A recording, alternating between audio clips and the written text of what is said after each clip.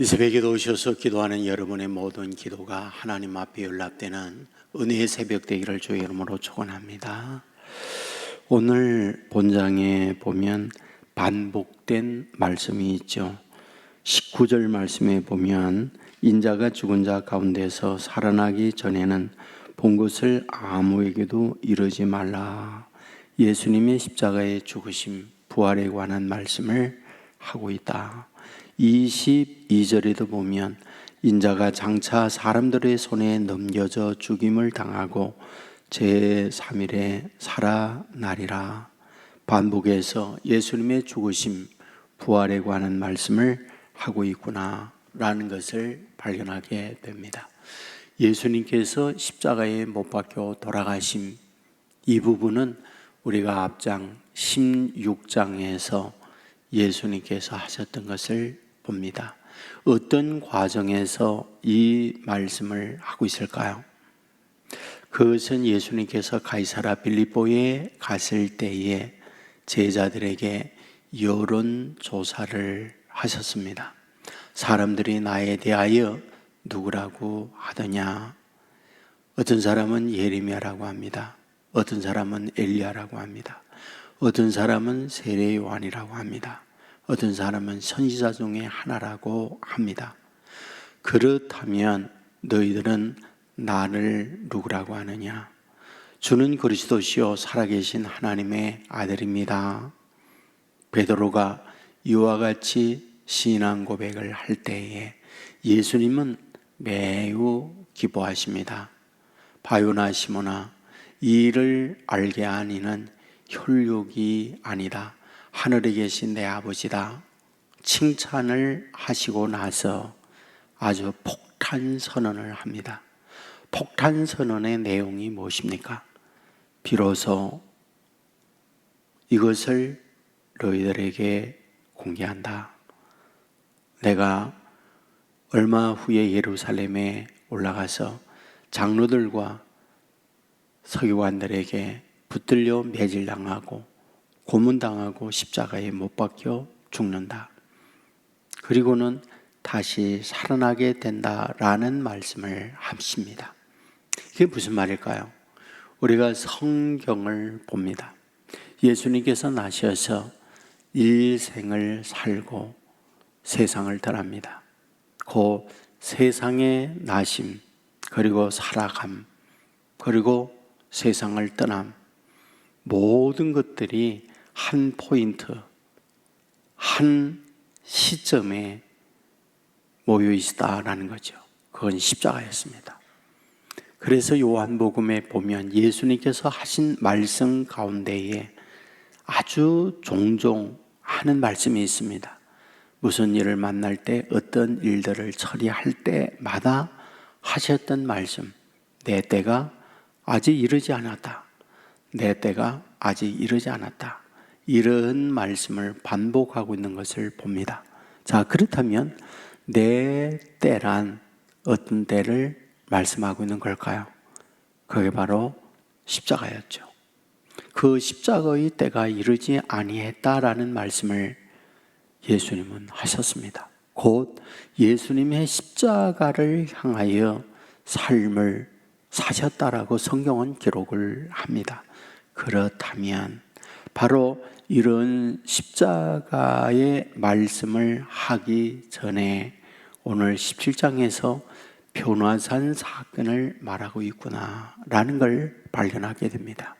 변화산 사건이 무엇인가요? 예수님께서 세 제자, 오늘 본문에 보면 베드로, 야고보, 요한을 데리고 높은 산에 올라갔다라고 말을 합니다. 여기서 말하는 높은 산은 헬몬산을 말하죠. 그 헬몬산에 올라가셨을 때 예수님께서 변형이 됩니다.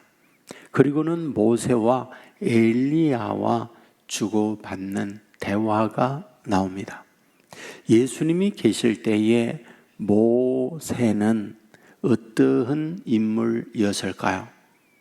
모세는 예수님보다 1500년 전의 인물입니다. 엘리야는 누구일까요? 예수님보다 900여 년 전의 인물입니다. 그런데 그들이 살아 있었다. 그들이 살아 있었다. 그래서 예수님과 함께 대화를 나누고 있다. 이 말씀을 하세요. 곧 여기선 예수님께서 오셔서 삶의 모습이란 무엇입니까? 목수의 아들이죠. 그리고 이사야 53장에 보면 그는 고운 모양도 없고 풍채도 없은즉 흠모할 만한 아름다운 것이 없다 라고 말씀을 합니다. 두 가지 의미죠. 하나는 외모적으로도 인물이 훌륭한 출중한 인물이 아니었다. 두 번째로는 집안 자체도 그렇게 자랑스럽게 훌륭한 집안의 자녀가 아니어 주위에 있는 사람들이 참 좋은 집안의 자제구나, 흠모할 만한 아름다운 것이 없는 분, 그분이 예수님이었다라는 것을 성경에서 말하고 있습니다. 바로 이러한 자신의 현실을 사람들은 뭐라고 말해요? 나사렛에서 무슨 선한 것이 나느냐, 이런 멸시적 태도를 취한 것이 당시 예수님에 대한 모습이었다, 그런 거죠. 그런데 예수님께서 변화산에 가셔서 아주 새로운 모습으로 변화되어졌다라는 거죠. 그런데 하산을 합니다. 그러면서 두 가지 말씀을 하죠. 내가 십자가에 죽는다, 그리고 부활한다 라는 말씀을 해요. 그리고 나니요 부탁을 하죠. 내가 너희들과 함께 변화산에서 이런 변형된 이런 모습들을 절대 다른 사람들한테 말하지 말아라. 그리고 내가 다시 부활할 때 이 사실을 사람들에게 말해라. 이런 부탁을 하고 있는 것을 봅니다. 자, 그렇다면 여기서 우리에게 뭘 말해주고 있는 걸까요? 예수님이 현재에 있는 모습이 전부가 아닌 부활체의 새로운 모습을 이 말씀을 통해서 우리에게 보여주고 있는 말씀이다, 그런 얘기죠. 이건 우리들에게 엄청난 축복의 말씀을 하고 있는 내용이다, 그런 얘기입니다. 비록 우리가 이 땅 위에 살아가면서 초라할 수 있습니다. 사람들에게 무시당하거나 흠모할 만한 아름다운 것이 없는 우리의 현실일 수 있습니다. 그것은 혈통적으로 아니면 나 자신의 비교 속에서 탁월함이 없기 때문에 내놓을 것이 없는 모습일 수 있습니다. 하지만은 이 말씀을 통하여 우리에게 주어지는 것이 무엇인가?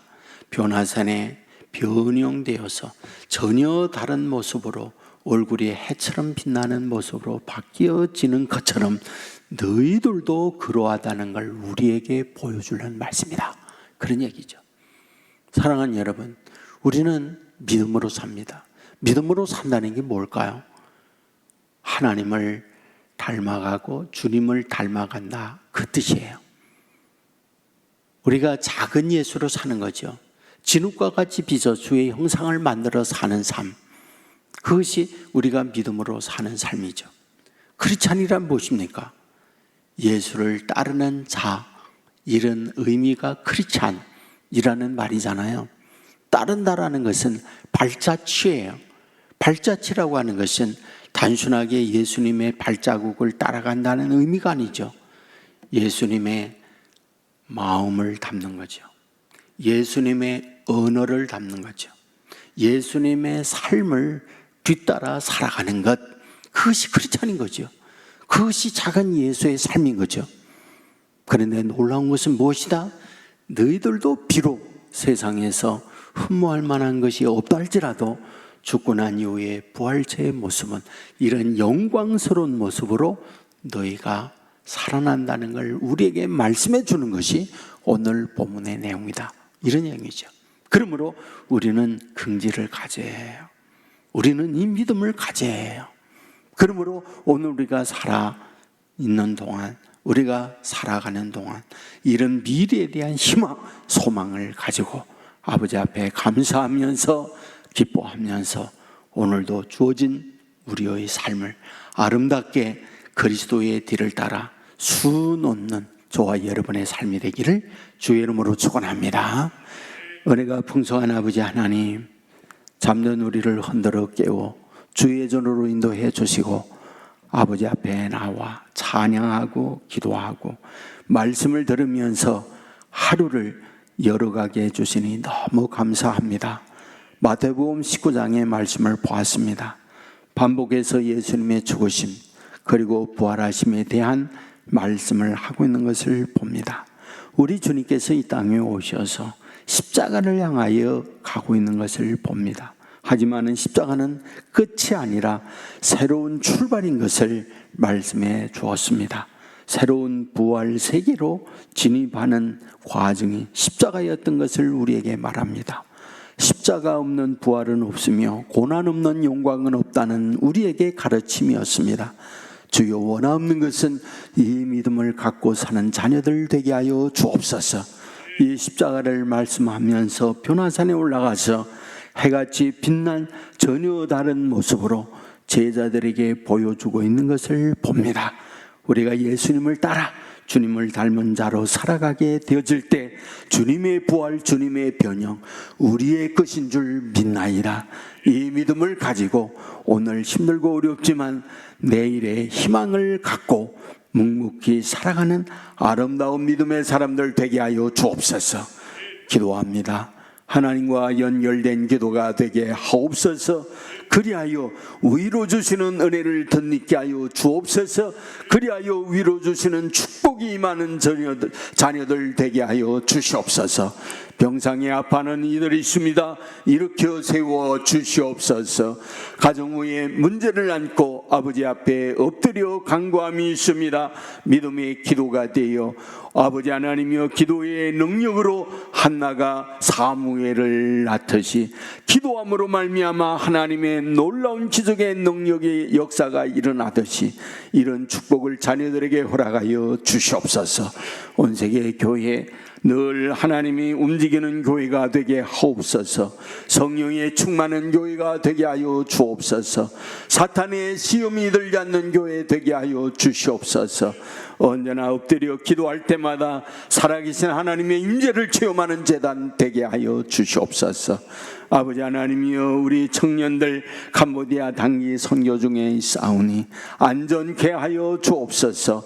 보호하여 주옵소서. 은혜가 넘치는 사역들 되게 하여 주시옵소서. 드려진 헌금이 있사오니 받아주시기 원하오며 가정 위의 기도의 제목대로 은혜 위에 은혜를 더하여 주시옵소서. 함께 하실 주님 믿사오며 우리 주 예수님 이름으로 기도드리옵나이다. 아멘.